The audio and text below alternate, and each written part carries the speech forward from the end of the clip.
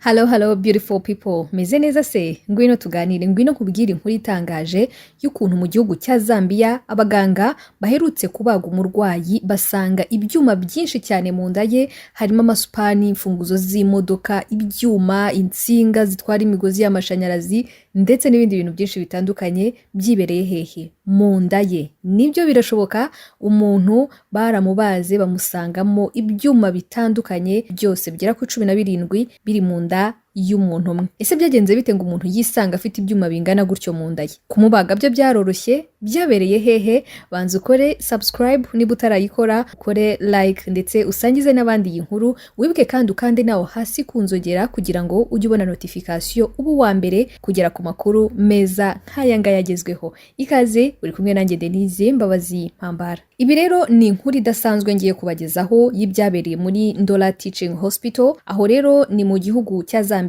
Abaganga b'inzobere bakoze ibitangaza mu gutabara ndetse no kurokora ubuzima bw'umugabo w'imyaka 30 y'amavuko wari urwaye bikomeye. Uyu mugabo rero yajyanywe mu bitaro nyuma y'uko yari amaze icyumweru cyose yari afite ububabare bukabije cyane mu nda, ababara, aribwa, ataka cyane, ariko byiyongeyeho nuko muri icyo cyumweru cyose cyari gishize yabashaga no kujya ku bwiherero, ubwo ngo mve ko ari gukora ibikomeye. Ibyo byose ntago yabikoraga, yari amaze icyumweru cyose nta na kimwe akora, ahubwo ababara, ataka cyane, aribwa mu nda. Abaganga rero baje kumwakira kwa muganga. Abaganga rero bamwakiriye bagerageje kureba indwara y'abafite, biragorana ariko bemeza ko bagomba kumusuzuma bifashishije x-ray, no kuvuga ngo kumunyuza mu cyuma nkuko tubimenyere hano mu Rwanda. Nyuma yaho rero niho baje kubona ibintu bitunguranye. Bamwe barikanze, abandi baganga bagwa igihumure, baravuga bati ibintu ntibisanzwe. Ibyuma byinshi cyane byose biri mu gifu cy'umuntu umwe, umugabo w'imyaka 30 y'amavuko, nyamara mbere nta bidasanzwe yagaragazaga. Kumucisha mu cyuma rero baje gusanga mu nda ye, mu mara ye hari huzuyemo ibintu byinshi cyane by'ibyuma utamenya ngo ni ibiki.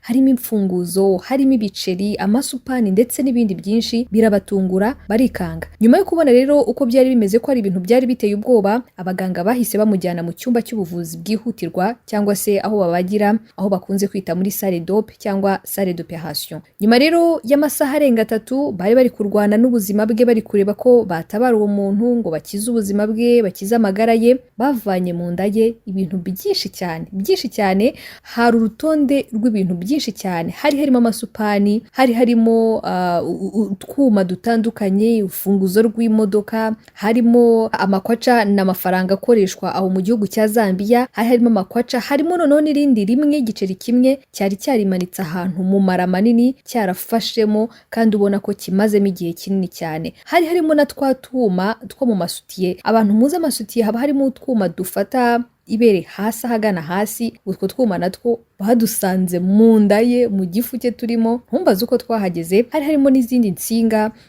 zitwara amashanyarazi. Harimo utuntu twinshi cyane mu gifu cy'uwo mugabo. Ibyo byose rero basanze mu gifu cy'uwo mugabo, babishyize ku meza, babirambura ku meza aho ngaho n'ubundi buri salle d'ope, kugira ngo rero bigaragazwe, bizanashyirwe mu nyandiko, babigaragaze mu mateka, haba mu mateka y'isi, mu mateka y'ubuvuzi, by'umwihariko mu mateka y'ubuvuzi aho mu gihugu cya Zambia. Ni igihugu kiri mu majyepfo y'umugabane wa Afurika. Nyuma yo kumubaga rero, uwari ukuriye itsinda ry'abaganga yagaragaje ko kumubaga bitari byoroshye na gatoya, kubera ko ngo basanze ibi byuma bimwe byari maze kuba byarangije inyama zimwe na zimwe zo mu nda, zimwe zarangiritse cyane, izindi ubona ko zitangiye kwangirika kubera ko ngo byari mazemo igihe kinini cyane. Byari byaratoboye cyane, amara yaratobaguritse, ubona ko harimo n'ibindi bimaze igihe kirekire, inyama zimwe na zimwe zaragiye zishwanyagurika. Wibuke ko yari amaze icyumweru kimwe ataka mu nda, aribwa cyane, agerageza kujya ku mavuriro amwegereye bakamuha imiti igabanya uburibwe, indi bakeka ko arwaye mu nda, ariko byaranze.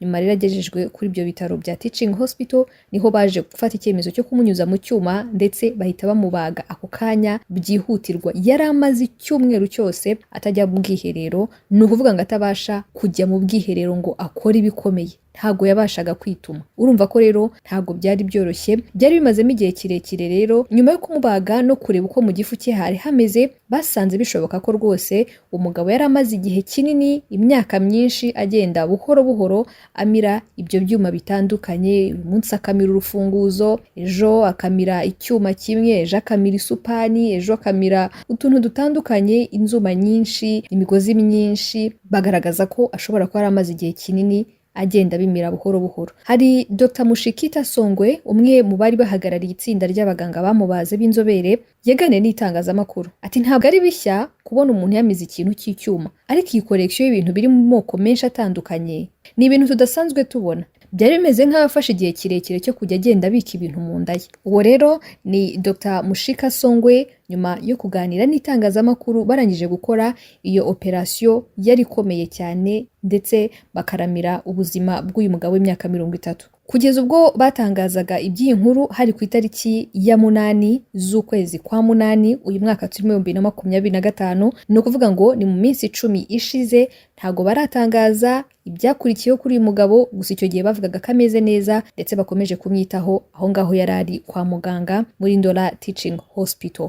Kugeza ubu ngubu rero utwo ntago ari two dushya twonyine twabayeho mu mateka y'ubuvuzi bw'isi, birumvikana, kubera ko hagiye haba ibindi bintu byinshi bitandukanye, byinshi cyane by'udushya twagiye tuba, kubera ko hari abantu bagiye bamenyekana ku isi yose rwose, atari ku mugabane wa Afurika, si mu Rwanda, ko bamize ibintu bidasanzwe. Reka nkunyuriremo bamwe, nkubwire bamwe mu bantu bagiye bamenyekanaho kumira ibintu bidasanzwe. Mu Buhinde hari mu kwezi kwa 8 tariki ya 23 umwaka wa 2016, itsinda ry'abaganga bo mu majyaruguru y'igihugu cy'Ubuhinde bakoze operation yo kubaga umugabo w'imyaka 42 y'amavuko, aho rero basanze ibyuma 40 byose byari biri mu nda ye. Yari yarabimize agenda rero abimira mu gihe cy'amezi 2, niko amakuru yaje gutangazwa. Nyuma rero baje kubona ibyo byuma biri mu nda ye, bahitamo rero kugenda bakamubaga, kubera ko byari byaratangiye kwangiza umubiri we, ndetse cyane cyane inyama zo mu nda zari zarangiritse. Ni igikorwa rero cyo kumubaga cyamaze amasaha agera kuri 4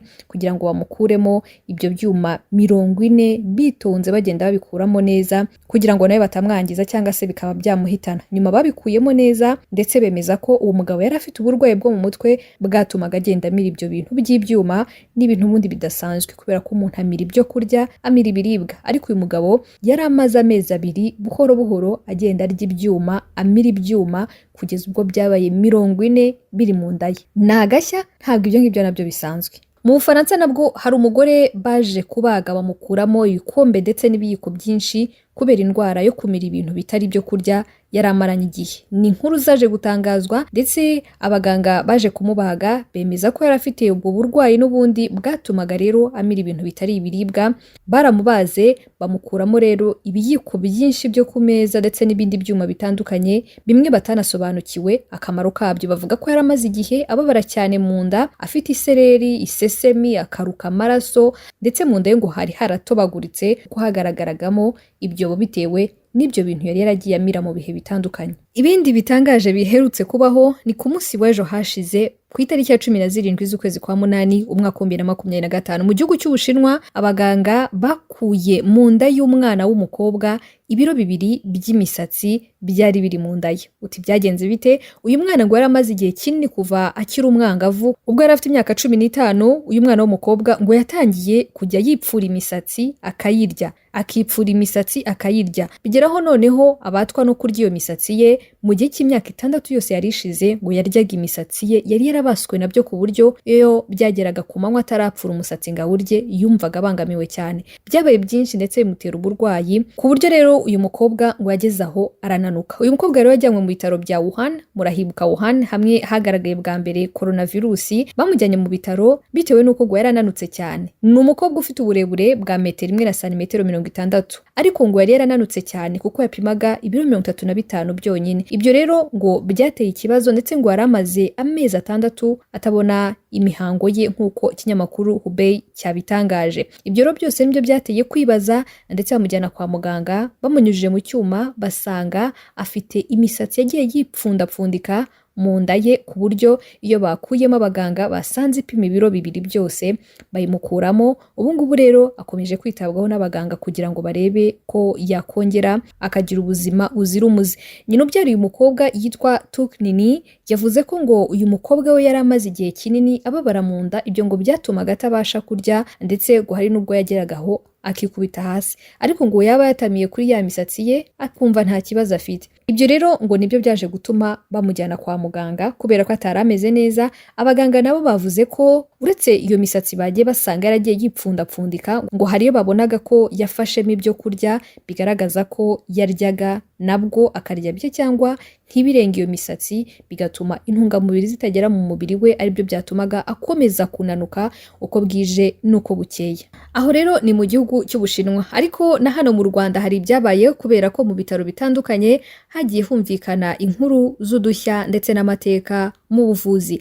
Harimo aho baje gukura mu nda y'umuntu ikiyiko cy'icyuma rwose kigikoreshwa mu kurya, yaramaze igihe kinini yarakimize, ndetse hari n'undi wari urwaye nyuma y'uko rero yari yamize agafuniko nako baje kukamukuramo bigenda neza, ibigaragaza ko ubuvuzi bwo mu Rwanda nabwo hari aho bwateye imbere, ariko si mu Rwanda gusa no ku isi hose nuko. Ni udushya ndetse ntibisanzwe. Icyakora ibitangaje kurushaho ni uyu mugabo rwose wo mu gihugu cya Zambia bamusanzemo ibyuma bitandukanye, amasupani ndetse n'imfunguzo z'imodoka byose biri mu gifu cye, ndetse abaganga bakagaragaza ko ibi ngibi bikunze kuba ku barwayi bafite uburwayi bwo mu mutwe, uburwayi butuma barya ibintu bitari bw'ubusanzwe, ugasanga umuntu ariye imicanga, ariye amabuye, ariye ibyuma, ariye inzembe ndetse n'ibindi bintu bitandukanye, nyamara ubusanzwe umuntu aba agomba kurya ibiribwa. Nibyo ngibyo ni uburwayi buvurwa kandi bugakira. Ese wari usanzwe uzi iby'ubu burwayi cyangwa n'ibishya kuri wowe? Wifuza ko twazabiganiraho ubutaha?